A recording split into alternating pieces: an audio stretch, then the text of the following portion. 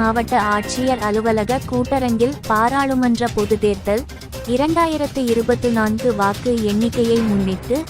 மாவட்ட தேர்தல் அலுவலர் மற்றும் மாவட்ட ஆட்சித்தலைவர் சாந்தி தலைமையில் வேட்பாளர்கள், முகவர்கள் மற்றும் அலுவலர்கள் ஜூன் 4 அன்று நடைபெற உள்ள வாக்கு எண்ணிக்கை மையத்தில் கடைபிடிக்க வேண்டிய தேர்தல் வழிகாட்டு நெறிமுறைகள் குறித்து ஆலோசனை கூட்டம் நடைபெற்றது.